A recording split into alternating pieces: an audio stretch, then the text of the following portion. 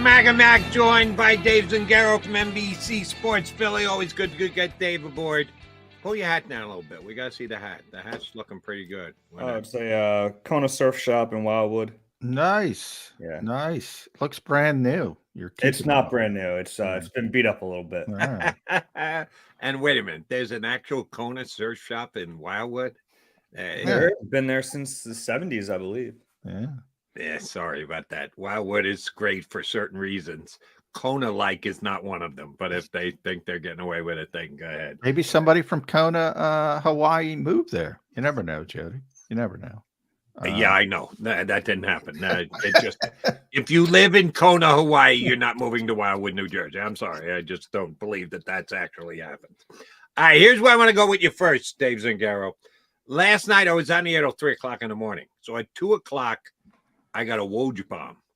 The Philadelphia 76ers had gotten rid of James Harden. 2 o'clock in the morning is when the tweet hit. That's when you don't want the news. That's when you don't like the trade that you got, by the way. But I digress. Go on.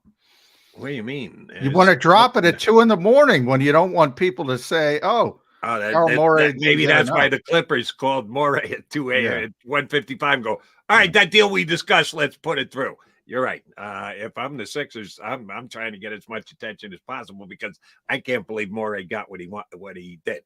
But that's beside the point. Will Dave Zangaro be reporting a Zangaro zap instead of a Woj bomb before 4 o'clock this afternoon as how he got an ace up his sleeve? I mean, with Howie, he's always very active. So I think it's possible. I do appreciate the 4 p.m. deadline, so I don't have to be up at 2 in the morning. Yeah. I was thinking about that. 2 a.m. for you. That's right. The Eagles make a trade at 2 a.m. I'm not seeing it until I wake up. I'm just not seeing it. So credit to all the Sixers writers who were somehow awake at 2, 3 o'clock in the morning. As far as the Eagles go, I mean, they already had their blockbuster with Contavious Street. So I think there's a chance they're active, but I don't even know if it's like by position. I think position certainly plays a role, but I think it's like player. Like if there's a player that they really like and they think it'll help the team, they'll do it.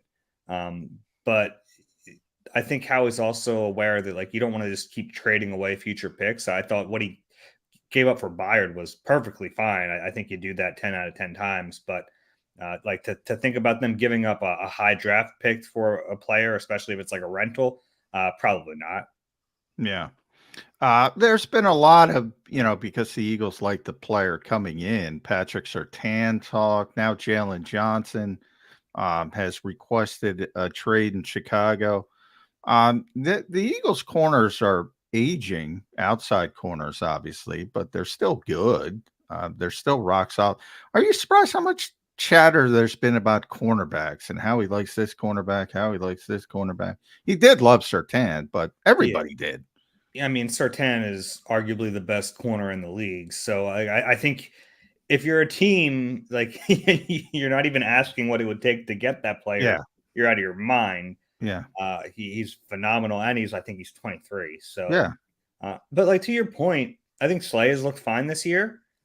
I'm starting to just keep my eye on James Bradbury a little bit. He wasn't the quickest corner in the league to begin with. And he hasn't had a great start to his season. So I'm keeping an eye on that. Now the problem is if you trade for a starting corner, like what do you do? Yeah. You don't really better be one who can go into the slot and play.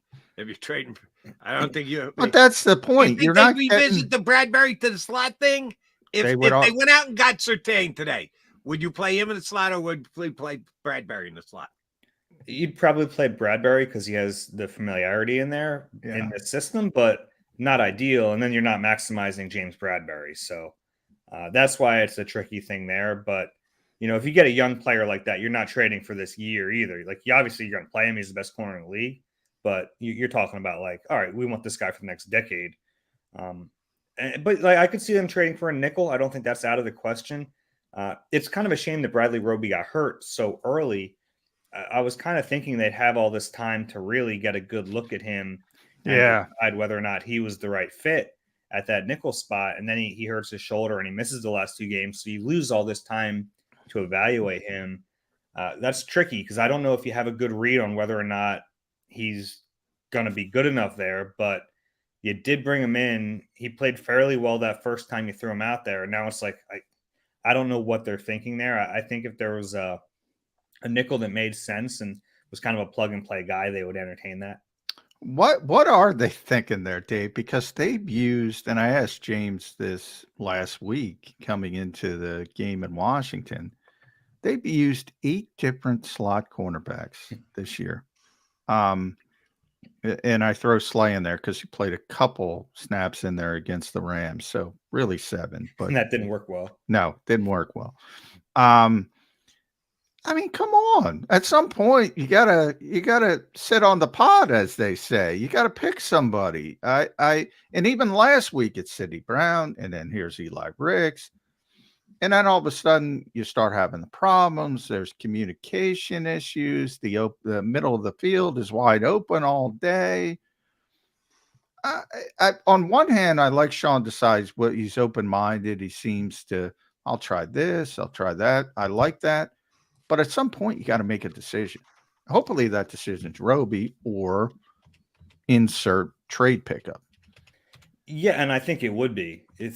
But they have injuries. So, I agree with your general premise there. Like it's really at the nickel spot and at linebacker, we're seeing a rotation. Yeah. Which is 2 spots you don't normally see rotations. So when it works, you give Sean Desai his flowers. When it doesn't work, you go, what the heck are you doing, man? Like you're putting extra stress on the communication. And that's not a great situation to be in. Obviously, losing Avonte Maddox and Zach McPherson so early didn't help things. I don't know why they kept Mario Goodrich around if they weren't going to at least give him a shot to be the guy when Avonte Maddox went down. That was strange roster construction. Yeah. In my view, like why even keep him then? Yeah, it was clear what they were doing in this last game. It was Sidney Brown on early downs and Eli Ricks on nickel downs and passing situations. So they're all nickel situations, but on clear pass on third downs, they were going with Eli Ricks. I thought Sidney gave them something from a physicality standpoint, but obviously he was getting picked apart in the pass game when they were targeting him. I'd rather see Eli Ricks out there. I think they have something in this kid. I don't know long-term if that means he's like a starting caliber player, but I like what I've seen from him. I'd probably play him more in there than I would Sidney right now, but I think the goal has to be to get Roby back or to find another guy to just take that spot. Since we're talking roster construction and cornerbacks, what does this say about Keely Ringo? Well, John just ran down the list of umpteen individuals they've gotten out there to take some snaps, be it in the slot or wherever else. Keely Ringo never plays for them. All he does is special teams. Otherwise, Fair he's taking point. Face on the sidelines. He was a 4th-round pick. They were very excited about. Oh, couldn't believe he dropped to the 4th round. He goes, I think we're seeing the reason that he dropped to the 4th round is maybe he was overrated going into the draft. What do we read on Keely Ringo's inability to get any snaps with the Eagles defense his rookie year? Yeah, I don't know if overrated is right. I think certainly raw. But that was something we knew. We knew he was a super toolsy project player. I'm not surprised to see some of these guys get reps over him. And look, I don't think Ringo is a fit inside as a nickel because of his body size, his body makeup and his size, his length. But here's where I say that, Dave, because that's where I would go right off the bat. Well, he's an outside corner, but so is Bradbury. They put him inside. Now he's a veteran, so you can leave that. So is Ricks. Ricks is not a slot corner by frame or body type. He's certainly not hefty, but they tried him, and he's over Ringo, and he's pretty raw. I don't think there should be any panic. I mean, there's no harm in redshirting a rookie in the NFL. We saw it with Cam Jurgens. We saw it with Nakobe Dean. But just because there's been so many injuries and they've used so many bodies and they didn't even give Ringo a chance, I think it's a little bit of what's going on there?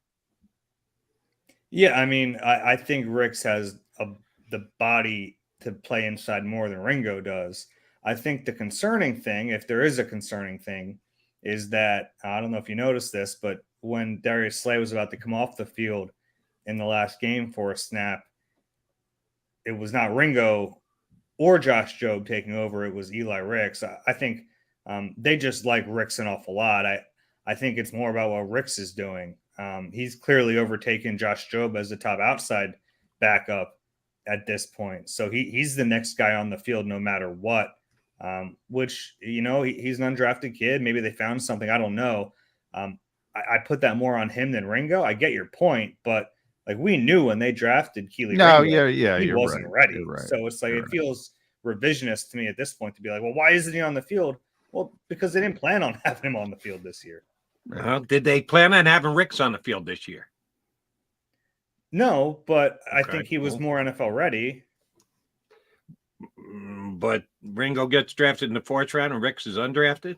Yeah, because you're not drafting thinking about a spot starter or a spot player in week 7. You're drafting because you think there's upside. Yeah, you're drafting long term. But I would say the Ricks, and by the way, Ricks got drafted.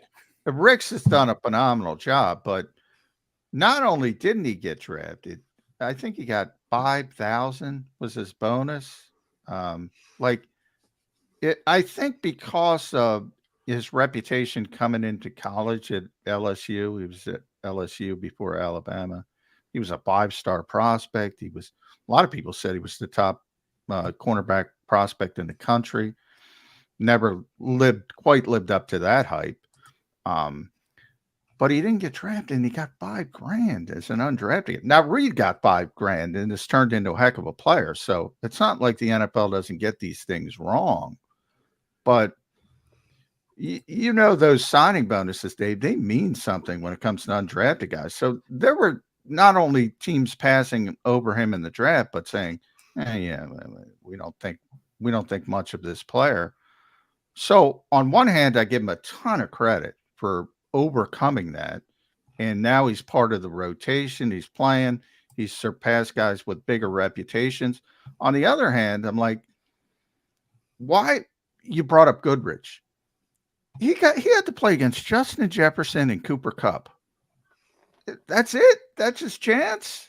And to a certain degree, Josh Jobe playing outside. That's it. That's his chance. Are they moving on too quickly from these players that they kept on the roster for a reason? Yeah, based on what I've seen, yeah. The tricky part about this time of year is we're not at practice. So our evaluation ends with what we see in games and what we saw in training camp, whereas, they're evaluating day to day. And it's just tough for me to say without seeing that, like what they're seeing out there. It's clearly that's part of their evaluation. That's a big part of it that we're just kind of, we're left in the dark on that. All right, Dave Z, I'm going to make you Harry Roseman for a minute here. We're going to do a little role play. You're in your office and the phone rings at about 3:30. And it's Quincy Adolfo, the general manager of the Minnesota Vikings. And he says, Howie. Real quick, you're like Leo DiCaprio in Wolf of Wall Street. You're saying yes, because you're gonna pilfer this guy. The secretary calls and says, Mr. Mentz on line 1. And I don't know if Howie, if you feel the need, go ahead and fist bump now.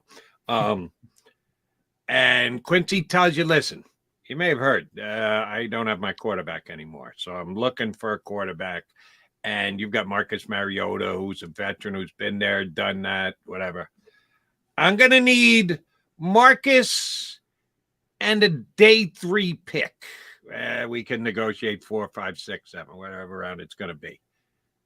I give you my number 1 pick this upcoming season for Marcus Mariota. Marcus Mariota and a day 3 pick. Hey, they got a 1st-round pick for Sammy Sleeves a couple of years ago. Come on. If Quincy is crazy enough to offer you a 1st-round pick for Marcus Mariota and a day 3, you saying yes, Howie? If I'm Howie in this, yeah, I'll say hold on. Someone go find Marcus Mariota tell them to meet me at my car. We're going to drive to the airport. Yeah, that's now even I think Quesi's not been very good since he's taken over. But no, and I think there's a lot of dumb GMs in the world. I'll say this. Third round. Here's more realistic, Dave. If they offer a third round pick for Marcus Mariota, would Howie do that? Because I don't think he would, because he values the backup quarterback position too much. And he doesn't want the Vikings are going to start Jaron Hall, who's a 5th round pick this week. He doesn't want to start Tanner McKee if Jalen Hurts sprains an ankle. But that's sort of a first round pick. I mean, yes. 3rd round pick. Would he even consider that type of deal? It's tough because the quarterback is already hurt. Yeah. I mean, he's already hurt.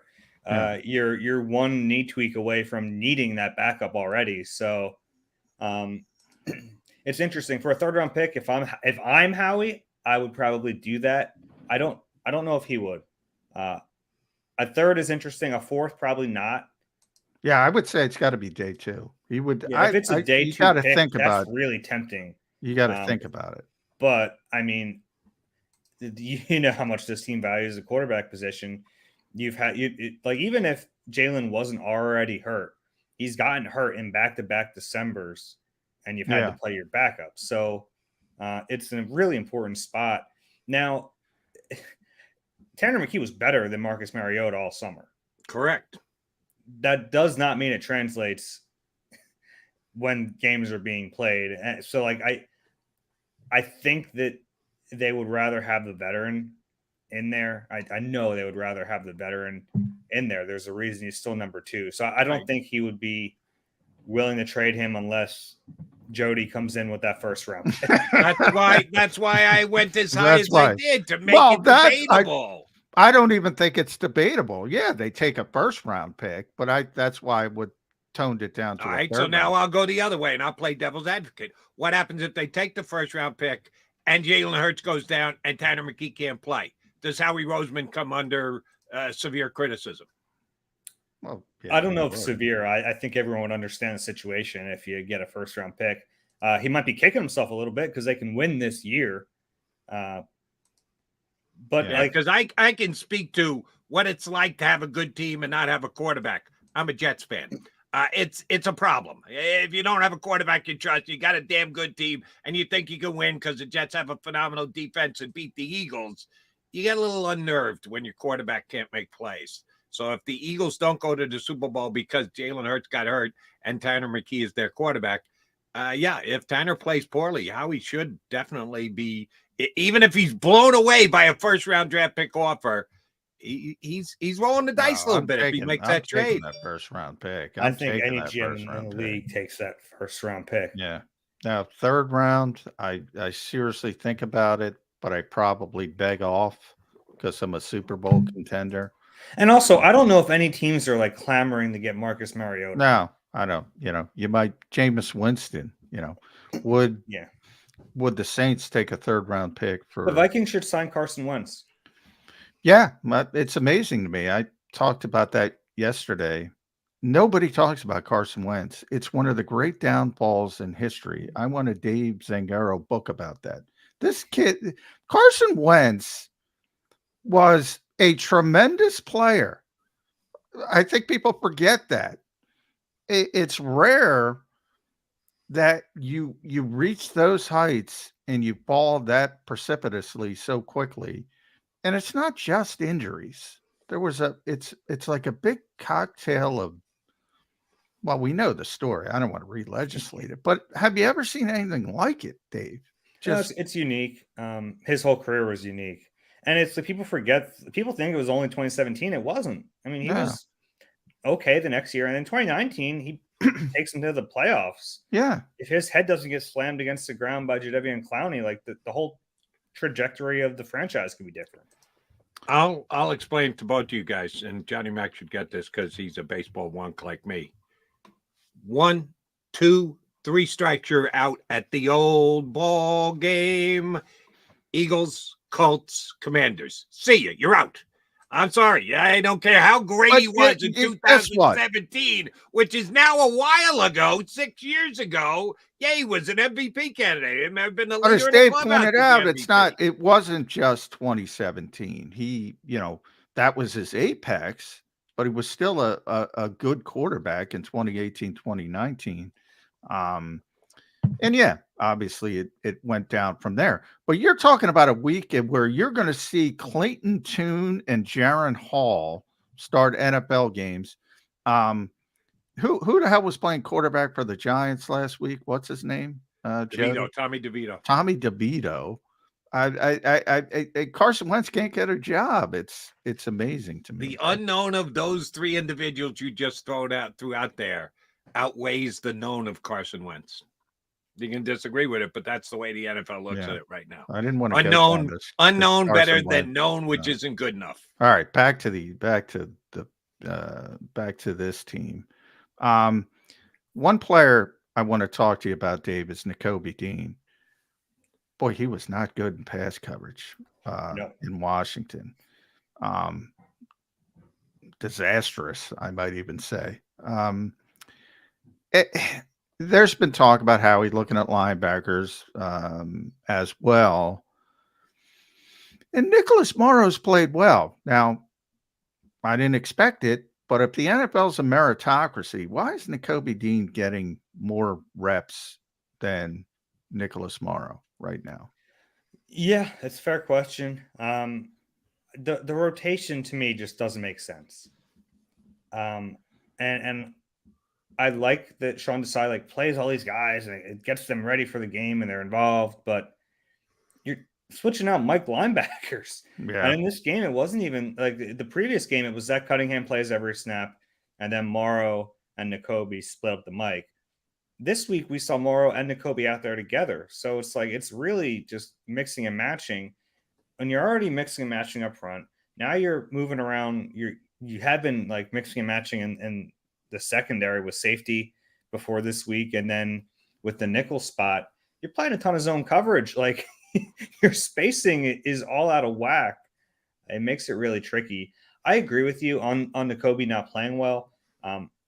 Maybe it's my selfishness because I've waited so long to see Nakobe Dean play football. I just want to see him play. I want to see him just be the Mike linebacker, see what he has. And look, if he's really not good enough, then you change it. But I mean, we haven't seen that yet. I just want to see Nakobe Dean play football. And maybe that's foolish because maybe he hasn't earned it. Maybe I'm watching his college tape and thinking of that too much, but I just want to see the kid play. Here's another guy that I want to question, and let me get on the record. He gets a complete pass for this past week for me. But the way I evaluate him going into this week against Dallas may change a little bit because it was disappointing. Kevin Byard, everybody loved the deal, didn't give up a lot to get him, former Pro Bowler. He did not play well the other day. Do we give him just a complete pass because they threw him in there 5 days, figure everything out, learn the system, communicate with your teammates? Just a little bit too much to have him take every snap on defense? Or do we get to evaluate him this week and say, all right, you had practice, you had all those valuable walkthrough minutes that you guys had. Time for you to show up as a better version of Kevin Byard than I got his first week in an Eagle uniform. Yeah, I'm not going to kill him for not playing well in those circumstances. And like I mentioned, when we're talking about a team that runs zone coverages like that, for a safety, he has to kind of feel out where everyone is on the field. And then it was just wonky because you can tell these guys haven't played together. It's going to take some time. That's just part of it. He's going to figure that out. I still think he's going to be a really good player. I couldn't believe how accountable and how honest he was post-game about his play and the play of the secondary. It's very rare that I leave the locker room after a game with a story that I didn't expect. For the most part, you know what the news is, right? You know what happened in the game. You're trying to find out exactly the inner workings of what happened. But he just stood there and said it wasn't good enough. And no excuses for me, no excuses for the secondary. We have to play better. He talked about accountability and watching tape better and practicing better. And I was really impressed by that. I think it's a tricky thing sometimes for a veteran to walk into a new locker room and become a leader immediately. That doesn't. It's a tricky thing because this is a team that has leaders. I mean, they have 3 defensive captains. They have guys who have been here a long time, but he wasn't tiptoeing around it. He was making his presence felt. I think he's going to be a good player. I'm not too concerned about him. Not that you give him a complete pass, but look, he got here on Tuesday and played 72 snaps. Played the whole game on Sunday, which I was expecting, by the way. Yeah, and I do give him a complete pass for a lot of those reasons. And everything I've heard about Kevin is just, he's a 5-time team captain down there. We were talking to our old buddy, Teron Davenport. He was like, this guy's just, he'll talk about everything. He's a leader. But you're right. When it comes to fitting into a new locker room, people, tend to take a step back. They don't want to seize that role. But I think he's going to earn it because that's just the type of guy he is. And he's a really good player. And I think as soon as he learns the defense, everything's going to be fine. So, I'm going to give him a complete pass and say, all right, he only had 5 days to get ready, a couple practices, Wednesday walkthrough. But I want to, and we started with Howie. I'll end it with Howie with you, Dave, because it's his day at D Zangaro NBCS. Follow Dave on Twitter, X, whatever you like to call it these days. NBC Sports Philadelphia does a tremendous job there. After the Miami game, it was great, right? Miami's averaging 500 yards, 37 points. The Eagles give him 244. The defense gives up 10. And Howie's like, nope, we're not good enough. I'm going to go get Kevin Byard. This week, it's the exact opposite. They look like the worst back 7 in the history of football against Sam Howell and the Commanders. Is he going to overreact to that, or is he just honest? And to me, that's his strength. He's honest about what he has and what he doesn't have. And he's not going to be an EKG. Oh, we played poorly. I got to go do this. Is that your feel for Howie? Yeah, I don't think the 2 results of the game change in any way his strategy. If there had been an injury, then I think that would certainly spur action. If there was a major injury at a position where they really value it, like that could make him pull the trigger on a trade. But like the individual results from where your strengths are, where your weaknesses are, how you value positions going into this. Maybe the Miami game just showed him like, okay, yeah, we're still really good. We should go all in. Like maybe it's something like that, but I don't expect him to overreact to this Washington game. I don't think we really it's a weird deal. This Bieniemy offense gives him fits. Yeah, that was a good game plan. That was a great game plan. It was a great game plan. They ran it really well. Sam Howell played well. You tip your cap a little bit. I don't think it changes the outlook of this team at all. All right, Dave Z, I need a prediction from you, and it might be a prediction that could swing the balance of power in this Sunday's game against the Cowboys. Will Brandon Aubrey miss his first field goal in his NFL career? Friggin' guys, 18 for 18 so far. The best start an NFL kicker has ever had in his career, and he's a Dallas Cowboy, and he's coming to Philadelphia this week. Will he miss a field goal? I got to check the weather report. Yeah, the weather. That's what I was doing. Northeast weather, and it's Sunday afternoon, late game, so you might get some swirling wind down there. Right. Yeah, the open end of the stadium's a problem, according to Jake Elliott. It's possible. He gets to kick in that dome all the time, so I think it's definitely in the realm of possibility. 18 for 18 goes by the boards against the Eagles on Sunday. Hopefully that's the case. Dave Z, always a pleasure, brother. Appreciate the hat, even though there's no shades of Hawaii down in Wildwood. It's a pretty cool looking hat. I give you that much. It's an ocean. It's a shade.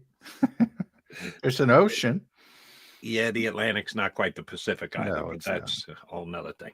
Zangaro, always a pleasure, bud. Thank you very much for hopping in with us, Dave. Yep, thanks, Dave. Dave Zangaro, NBC Sports Philadelphia. It's going to be 67 on Sunday and sunny, but it's going down to 45. So as it gets darker, yeah, never know. And I got to take a mea culpa on this one. 3 things that I questioned with the Cowboys during the offseason. I think people just passed over evaluating them coming into the year. The fact that they lost their tight end. The kid stepping in at tight end, Ferguson's been pretty good. I didn't know if he was going to be as good. I knew that Schoonmaker wasn't ready to step in and they used a 2nd-round pick on him. He hadn't done diddly squad, but better at tight end than I thought. I really questioned whether a USFL kicker kicking in empty stadiums was going to be able to come in and kick field goals in the National Football League. The guy's made 18 in a row, so I ate crow on that one. I still question whether Mike McCarthy can call plays. We'll see what he does this week. Sean Desai didn't have a great week this last week. Jody McDonald's opinion. You got out chess maneuvered by the Washington offense coordinator badly. You can't let that happen this week with Mike McCarthy. You just can't. I'm a McCarthy. Okay, people hate him. They're a lousy coach. I don't think he's a bad coach. I think he's a pretty good head coach. I never thought he was a good play caller, and he's had a modicum of success this year with Dallas. We can go through every single game and dissect it and pick it apart. The Eagles need to get the better of that matchup this week. Their defense against the Cowboy offense. Otherwise, I'm going to be 0 for 3, and I'm going to have to eat some really big. The Cowboys are. We're going to talk about it all week, but the Cowboys are better than Eagles fans give them credit for. Is how I would describe them. They're a very talented group. When they play well, where I would say the Eagles have an advantage, and the Eagles are more well-rounded, and they tend to find ways to win. The Cowboys, when they bring their A game, are very, very difficult to deal with. But, they also have some stinkers thrown in there. And when they have those stinkers, everybody has stinkers. But when they have those stinkers, they don't find ways to get over the hump. Eagles do. No, they wouldn't. Both of the games they've lost this year, they've lost pretty badly to both the Cardinals and the 49ers. All right, Mac coming back, put a ball on the show. Keep it here on Birds 365.